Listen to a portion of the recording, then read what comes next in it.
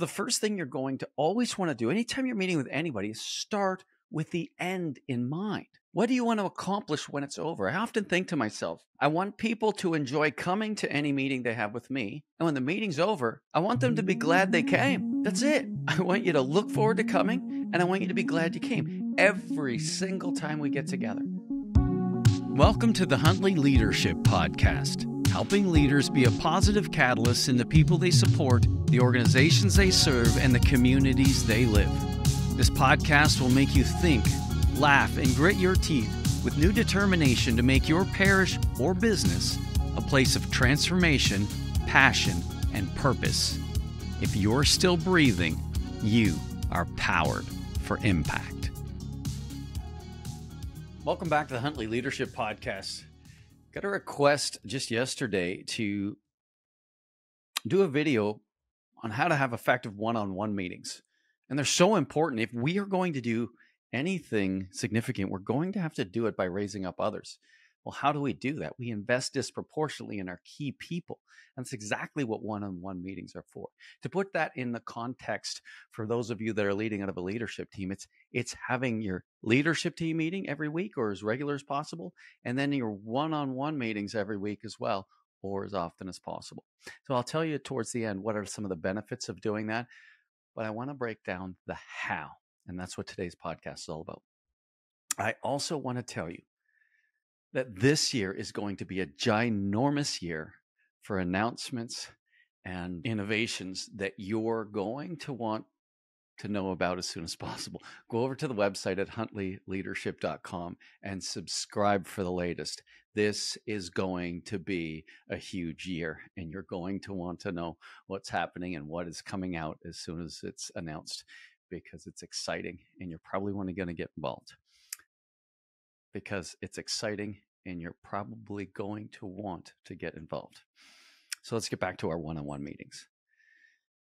So many people don't have them. Drives me crazy because it leads to really, really poor leadership team meetings. And people wonder why. Leaders wonder why this isn't going well. It's because you're not investing in individuals on your leadership team. You see, people need your support in some of the tactical issues that they face in being great at what they do. And if you're not taking time to do that, they're going to hijack your leadership team meetings to make that happen. And so have your one-on-one meetings. Now, the thing is, a lot of people don't know how. It's kind of intimidating. Okay, we're going to have these one-on-one meetings. What am I going to do? What am I going to say? How are they going to bring value? I'm not even looking forward to them. And if that's your position, it's okay. I think today's episode is going to be a lot of help for you. So the first thing you're going to always want to do anytime you're meeting with anybody is start with the end in mind. What do you want to accomplish when it's over? I often think to myself, I want people to enjoy coming to any meeting they have with me. And when the meeting's over, I want them to be glad they came. That's it. I want you to look forward to coming, and I want you to be glad you came every single time we get together. And that's what I want. That's what I want from people. I also ask this question too. What do I want to leave people thinking? What do I want to leave people feeling? And perhaps what do I want them to do? And so ask yourself those questions before you start having your leadership team meetings. You should be able to answer those questions for yourself. I want to give you one more question that you're going to want to answer. And that is, what do you want for the people that are closest to you that you work with? What do you want for the people who work closest to you? I'll tell you, I ask that question all the time in coaching, and people say, well, I want them to do their job. I want them to be competent. I want them to show up on time. I want them to have a good attitude. I want them to be strong in their faith. It's like, those are all things you have to, most of those are things you want from people. What do you want for them? Here's my answer. There's 4 things that I want for people. I want them to have fun. And if that sounds frivolous, I disagree. Because when people are having fun, they're far more productive. When people aren't scared of making mistakes and feeling cramped up, they're more creative. So I want people to have fun. I also want them to grow in their faith. If they're working with me, I want them to be closer to Jesus in this season of their life than they've ever been in the past. Because who you are is more important to me than what you do. And so I want you to come close to Jesus because I know that's how you're going to have the best life and the biggest impact for the kingdom. The third thing is, I want you to be fruitful. I want you to have more fruit in your ministry than you ever dreamed possible. It's what I want for you. And finally, I want you to grow. I don't want you to be the same person next year that you are now. And I think you're great now, but I think you can be even better. And I want to help you grow. So you're going to want to ask yourself, what do you want for people? Because that's going to determine how you show up in your one-on-one meetings. It's going to determine what you try to accomplish in those one-on-one meetings. And so what do you want for people? Start with the end in mind. Ask yourself, what is it that you want to leave people thinking, feeling, and is there anything you want them to do? So that's helpful. The other thing, and I think this is important, how would you define leadership? Answer that question, then ask somebody else how they would define leadership. It's an important question because, again, how you define leadership determines how you see yourself. It's part of your identity in the role that you have. And so one of the definitions I love so much is leadership is the gift, when done properly, allows all the other gifts to flourish. That's an important definition. It's one that I love, the one I love to take on, because what it says to me is I'm responsible for your greatness in many ways. Like ultimately, if you want to be a bump on the log, I can't help you. But if you're trying, if you have a good attitude and you have capacity, then it's my responsibility as a leader to help make you great. And so how you define leadership matters. If you define leadership as a boss, get control of people, get them to do what you want them to do, exaggerated self-importance, whatever it is, there's a lot of poor definitions of leadership that you see lived out in how people treat others. And so answer that question for yourself. And then, because that will determine how you show up for others. So define leadership, have a great definition. And nobody better to look at than Jesus when it comes to that definition. Like I love what he did on Holy Thursday when he got down on his knees and cleaned his disciples' feet. I mean, that was a job for the lowest of the slaves. And just before he did it, Scripture goes on and tells us that he knew exactly who he was. He knew where he came from and where he was going. He knew all the power in heaven and earth had been given to him. And with all of that self-awareness, knowledge, and power and authority, he got on his knees and he cleaned their feet. In other words, there's nothing I won't do for you. I'm here to lift you up. And it's like, what a great definition of leadership. Like, what a great use of power and authority to be at the service, to be at the feet of others, to make them great. So how do you show up? As a priest, as somebody who's maybe in charge of a ministry and supporting others, how are you showing up? Are you the boss? Good for you. I can't help you. You want to be a leader? That's what this podcast is about. And that's what this episode is about in terms of one-on-one meetings. So the key is, if people are going to look forward to coming and they're going to be glad they went, you're going to have to address their needs. Because if it's all about you, I remember working with a fellow at one point in time, and it was always about him. He always wanted to tell people what they did wrong, what they needed to do right, everything they could do to make his job easier. It's like, thanks. Perhaps there's clarity in that, but there's not a lot of inspiration in that. There could be some fear in that, but not a lot of fun. And so you're going to want to meet people's needs. And the best way to meet people's needs is ask them what they need. So I was going to do this with you. Let's say you and I right now, we're in a first one-on-one meeting ever. And I'm looking at you and saying, hey, Father so-and-so, or hey, Jeff or Sue or whatever. If we're going to meet every week for an hour, what do you want to get out of it? Like, we know what your role is. What would be helpful for you as we spend our time together so that when you left, you went, darn, that was helpful. Because every time we get together, I want it to bring value 100% of the time. And so, but that's up to us. It's like a dance. Like, I just can't get up and dance. And you stand there. Like, we have to dance together. This is a dance. And so we have to figure out what kind of music we're going to play. And we have to learn to dance together. And so what is it that you need? You might need to vent. You might need to debrief something that's happened. You might need to refocus, problem solve, dream, reflect, collaborate. You might need to figure out how to measure. You might need to be motivated. But what are your needs more often than not? Let's talk about those. And then what we can do is we can determine how we want to set up our meeting to meet your needs. Because hopefully, if you're in a parish that is focused on renewal, you have goals, you have a purpose, you have a vision, you have an area of responsibility, and you have goals.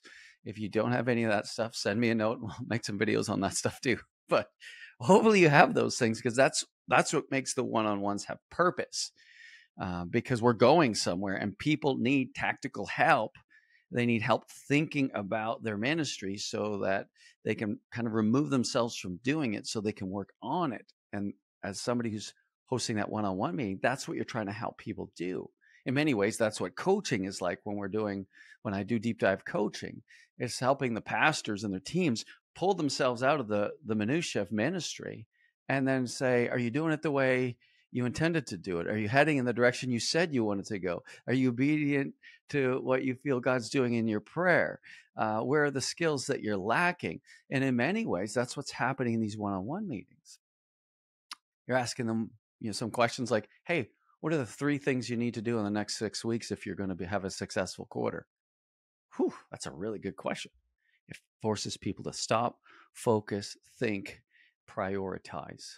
And then when you know what people are working on, you can catch them doing things well. You can celebrate with them. And those things are really important. And so ask them what they need. The other piece is, once you understand their needs, let them know yours. This is for both of you.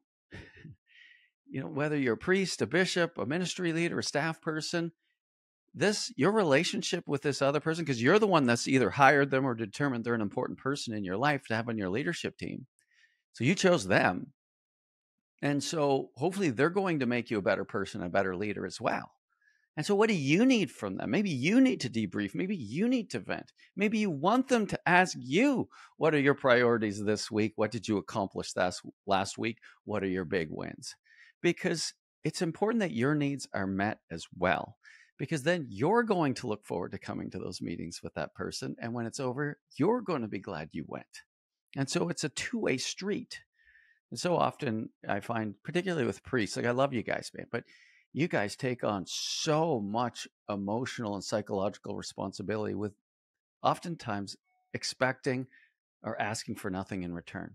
And that's a magnanimous disposition, but it's also unsustainable. It's okay to have needs. And trust me when I say the people that are closest to you and around you, they want to meet your needs. They want to help you feel like you're connecting and help you make sure that you're thriving in your priestly ministry or as a bishop. And so don't try to be Superman. Recognize that there's probably some ways of showing up at that meeting that you're going to appreciate. If you're super high in relationship, you're probably going to want to catch up and just shoot the breeze because that's important to you. It's okay. It doesn't have to be all business all the time. You want to connect emotionally, relationally, and then you want to stay focused on your goals and where you're going. Is that helpful?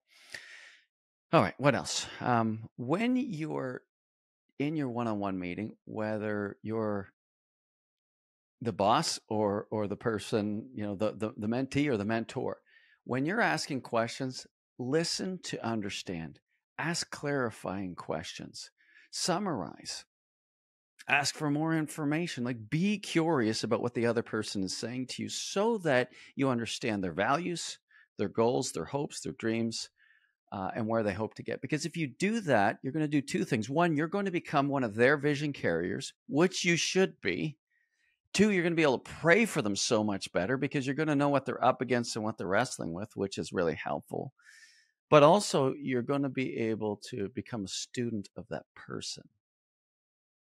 You're going to become a student of that person. And that's a really important part of your one-on-one meetings, because when people feel understood, they feel cared for, loved, seen. And when they're in that place, when they're coming and working out of that place off, if they're healthy, it's going to increase loyalty. It's going to drive desire and motivation. There's just so much that happens when people are in that space of being cared for. And that goes both ways. It's going to grow your relationship. So the thing is, once you do that, you ask their needs, they tell you their needs, then you set up a process. Okay, here's what we're going to do. First, we're going to pray. Then we're going to ask for high lows. What's going on in your life that's really good? What's a bit of a bummer, so that we understand each other? Maybe you can tell me the things that you're most proud of that you accomplished this week, and maybe the one or two things that you need to accomplish this week. And then maybe do some thinking about the future and dreaming. And so if that works for that person, it's great. And what do I need? Well, I need to ask a few questions around goals, because it's going to be a big year for us. So I just want to check in once in a while to see the progress on some of the things that you're responsible for. And maybe it's going to be really important to me that I understand the relationships that you're working with, because I really care about people and I want to know what's going on in people's lives so I can pray for them or thank them or what have you. It's like, okay, well, then write it down, and that's going to be your structure. So you need to agree on what the structure is going to look like, because once we both know, then we know how to show up emotionally. We're not surprised. We're not blindsided coming into a one-on-one meeting. It's like, yeah, I'm here to do your performance review for the year. It's like, you didn't tell me that. And it's like, don't do that to people. By having a structure, a process, people are going to know how to show up. And that's really cool. And when the meeting's over, rate it on a scale of 1 to 10. How's it for you? And be honest. And if it's a 9, say, great, what would have made it a 10? Or if it's a 2, great. What was the miss today? Well, you showed up a half hour late. Oh, sorry about that. Won't do that next time. But evaluate it. So figure out your process, then try it. Once you try it, then rate it. If it needs to be tweaked, then tweak it, modify it.